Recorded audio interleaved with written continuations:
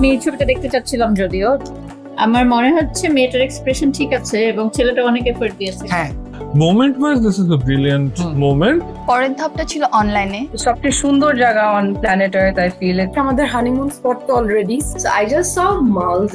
A dream destination. This could be a good opportunity for us. শুরু হয়ে যাক তবে Berger luxury silk wedding glam shoot season 2। আজকের দিনটা আমাদের দুজনের কাছেই অসম্ভব ভালো লাগার একটা দিন। পুরো সময়টা আমাদের ডিসকাশনের পার্ট একটাই ছিল যে আমরা আসলে কি রকম করব। বেশ একটা নতুন ফিলিং, মনে হচ্ছে ডেস্টিনেশন ওয়েডিং করতে যাচ্ছি।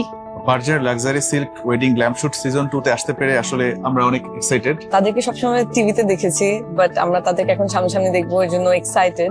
একটু নার্ভাস ফিল করছি, বাট হোপফুলি যে ভালো কিছু হবে। আজকের জন্য আমরা খুবই হ্যাপি যে আজকে অ্যাটলিস্ট আমরা জাজেসদের সামনে ফেস করতে পারছি, এত মানুষের সাথে মিশতে পারছি। সো পরেরটা কি হবে জানা নেই, but I think it was a good experience so far. Top 20 কাপল মুখোমুখি হতে যাচ্ছে আমাদের প্রধান 3 বিচারকের। বিচারকের আসনে আছেন বহুমুখী সাংস্কৃতিক ব্যক্তিত্ব আফজাল হোসেন, সু অভিনেত্রী অপি করিম এন্ড দ্য মোস্ট গ্ল্যামারাস বিদ্যা সিনহা মিম। আমাদের প্রধান বিচারকদের সামনে দেখে কেমন লাগছে? আসলে তিনজনকে দেখার সুযোগ পাবো কখনোই চিন্তা করিনি। এটা আসলে আমাদের দুজনের জন্য আমরা বলবো যে আমরা লাকি, আমরা খুবই লাকি যে আমরা তিনজন জাজেসের সামনে এসে দাঁড়াতে পেরেছি। অ্যাকচুয়ালি ঘরের মধ্যে আছে যে আমাদের বিয়ের একটা ছবি পাঠানোর পরে এত কিছু হয়ে যাচ্ছে। আমার সামনে চড়ুই ভাতির অপি করিম আছেন, বাংলার মিঠুন চক্রবর্তী এবং আমার প্রাণের প্রিয়া মিম আপুর কথা বলতেছি না। ও আচ্ছা, আপনি অনেক মজার মানুষ, আপনার কথা শুনে মনে হলো। প্লিজ ওয়েলকাম রাবেয়ার সাথী এন্ড সাইফ ইসলাম। পায়ে কি হয়েছে সাইফ? লাস্ট নভেম্বর 1 তারিখে বের হই ট্যুর দিতে। সো পিছের থেকে একটা পিক আপ আসে আর আমরা পড়ে যাই, দুজনই ছিলাম বাইকে। সো লিগামেন্ট ছিঁড়ে গিয়েছে আর কি। আপনাদের যে পিকচারটা এখানে দিয়েছেন অনেক সুন্দর, থ্যাংক ইউ। এইটা তোলার পেছনের কাহিনীটা কি ছিল? এই গাড়িটা পিছে যেটা দেখছেন এটা আমার ফ্রেন্ডের। সো সে আমাকে, আমাদের প্ল্যান ছিল না এটা কোনো, সো সে আমাকে চাবিটা দিয়ে বললো যে যা একটা ট্যুর দিয়ে। সো আমরা বের হই, আমাদের মিরপুরে বাসা, ওখান থেকে বের হয়ে আমরা ডিএইচএস এ যাই। রাতের বেলা তখন অনেক রাত, বাসার থেকে সবাই কল দিচ্ছে যে ওর কাছে অনেক জুয়েলারি আছে and কি হবে না হবে। সো আমরা 2টা ভেসপা একটা গাড়ি নিয়ে চলে যাই, ওখানে শুটটা করি। অ্যান্ড ওই যে ডগটা দেখতে পাচ্ছেন ওটা সাডেনলি জাস্ট র্যান্ডমলি আসে।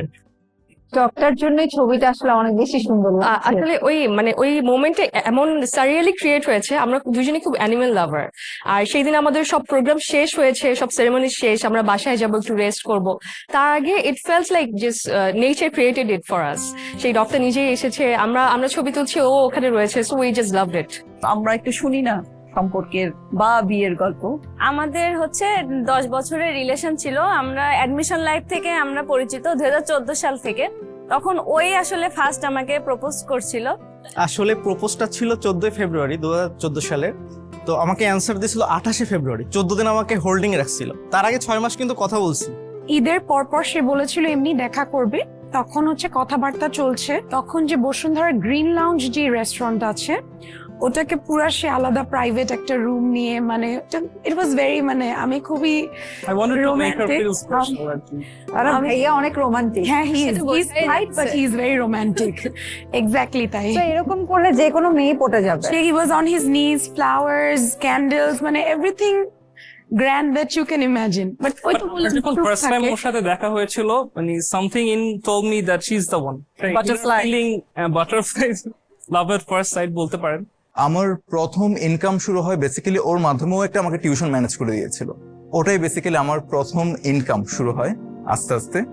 এরপর 1টা থেকে 2টা, 2টা থেকে 3টা, এরপর ফাইনালি গ্রাজুয়েশন কমপ্লিট করলাম। গ্রাজুয়েশন কমপ্লিট করার পরে বেসিক্যালি আমি একটা ভয়ে ছিলাম, যেহেতু আমরা সেম এজ সেম ব্যাচ, হয়তো আমার মাথার মধ্যে একটা প্রেশার কাজ করতো যে হয়তো কোনো না কোনো একদিন বিয়ের জন্য প্রেশার দিবে। নর্মালি আমরা দেখে থাকি সেম এজ রিলেশনের ক্ষেত্রে একটা মেয়ের এন্ড থেকে একটা বিয়ের প্রেশার আছে, but by the grace of God ওর এন্ড থেকে আমি এই প্রেশারটা কখনো পাইনি।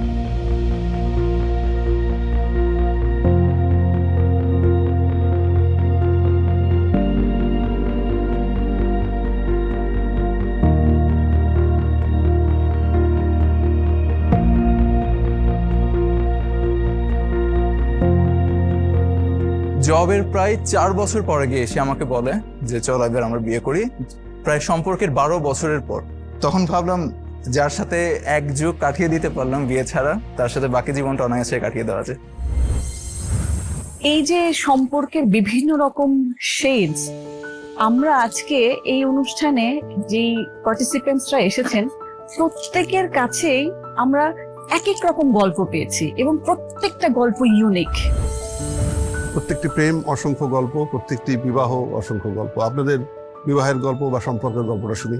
একদিন এরকম ছিল যে সন্ধ্যার দিকে প্রজেক্ট মিল ছিল না, সো আমি খুবই মেসড আপ ছিলাম। তো আমি সবাইকে বলছিলাম কেউ কেউ চা দিতে পারবা, বাট সবাই বিজি, সবাইকে ও চা নিয়ে হঠাৎ করে আসলো, এসে বলছে ভাই আমার প্রজেক্টে একটু হেল্প লাগবে, can you help me?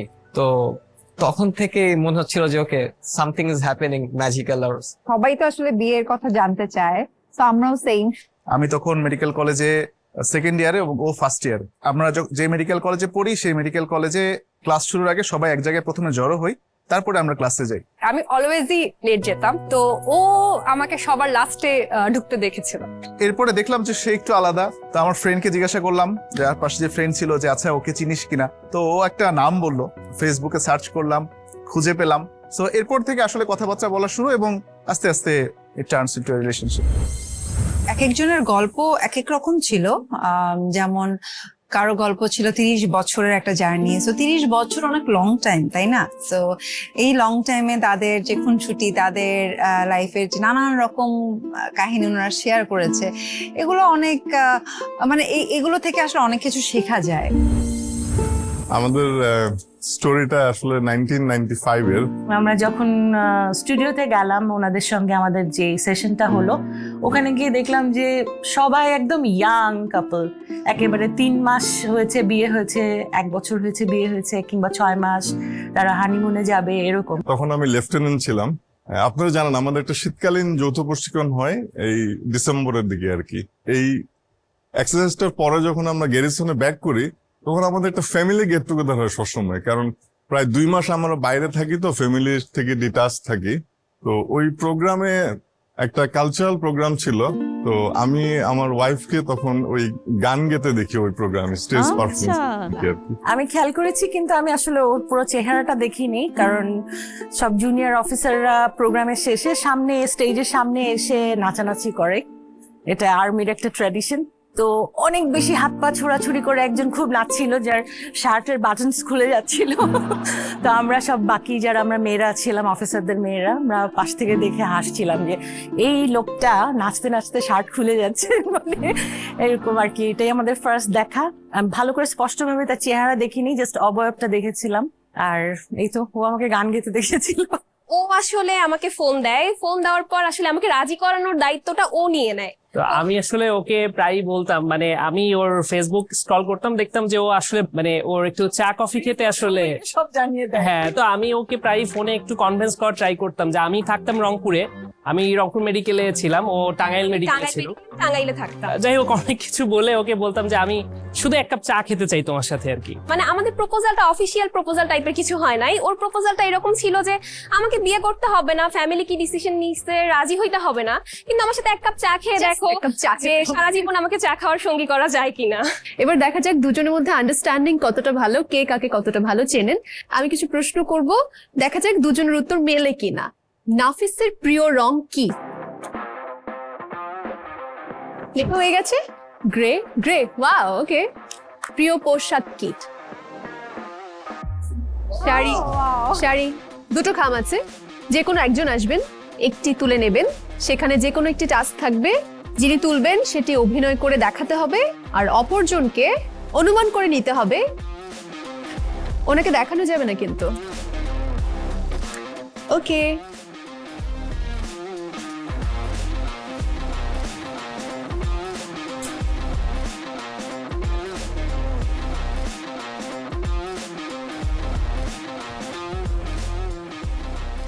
It's a magician. It's a magician? Yeah. Are you sure? Yeah.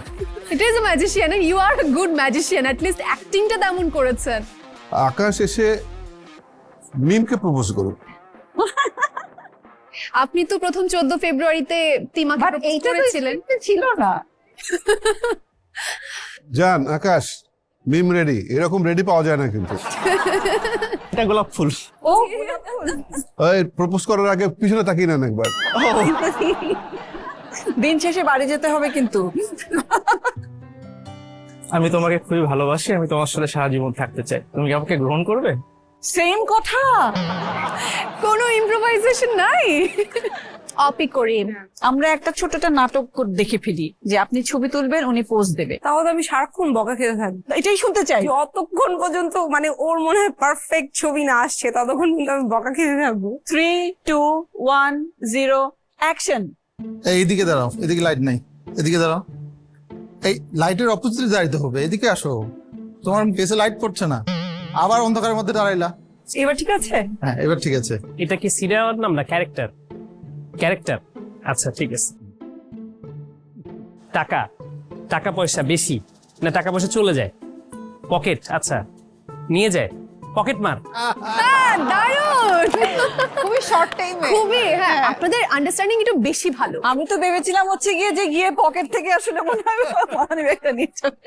Afzal Hossain sir, এই চোখ বন্ধ করে নামটা কিন্তু আপনারই বেশি আসছে, আমরা কিন্তু লক্ষ্য করছি। না ভালোই হলো, আমার একটু আগেই মনে হচ্ছিল যে আমরা অনেকেই অভিনয় করতে দেখেছি, গাইতে শুনেছি, সুযোগ এসেছে একটু নেচে দেখা। লাল পাহাড়ি দশে যা রঙা মাটির দশে যা, লাল পাহাড়ি দশে যা রঙা মাটির দশে যা, ইতক তোকে মানাইছে না রে,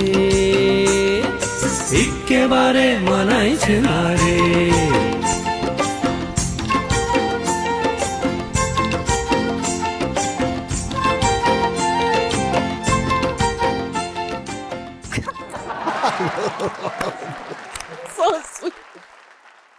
খুব ভালো লাগলো। সো আই প্রপোজ হ্যাঁ রাত 9টায়, হঠাৎ করে নিয়ে পরের দিন সকালে আমাদের কাবিন। So in a proper arrangement নিয়ে হচ্ছে একটা প্রপোজ করি। প্রপার অ্যারেঞ্জমেন্ট মানে কি? ইটস লাইক একটা রুফটপ রেস্টুরেন্টে দূর থেকে দেখা যায় উইল ইউ ম্যারি মি, ওকে নিয়ে বেলুন টেলুন সাজানো, ক্যান্ডেলস, মিউজিক। মিউজিক ছিল বাট আমি ওকে ডেডিকেট করে ওর পাশে বসে একটা গান ছোট 2 লাইন হচ্ছে গাই, এটা আমার খুব ফেভারিট ছোটকাল থেকে। Wise man say only fools rush in, but I can't help falling in love with you. সেই রাতে রাত ছিল পূর্ণিমা, রং ছিল ফাল্গুনি হাওয়াতে, খুব ভালো লাগছিল চন্দ্রিমা, সেই সাথে তোমাকে পাওয়াতে। আমরা চিটং থেকে গিয়েছি, তো সকালবেলায় নামার পরে আমরা ওদের স্টুডিওটা খুঁজে পাচ্ছিলাম না। প্রথম প্রশ্ন, কে বেশি মিথ্যে বলে? কে বেশি ঘুরতে পছন্দ করেন? দুইজনই। কে বেশি ভয় পায়? হয় কাকে? ভূতকে। ভূতকে ভয় পায়। আমার ছবিতে আবার একটা অনেক বড় সমালোচনা, মানুষ দেখা যায় না। সবকিছুতেই একটা সিমিলারিটিস আছে এবং দেখতে নিট অ্যান্ড ক্লিন লাগছে। সো টপ 20 রাউন্ড থেকে টপ 5 এ যাওয়ার জন্য যে রাউন্ডটা, এটা যদি ফিজিক্যালি থাকতে না পারি, যেটা আমাদের জন্য is very unlucky for us.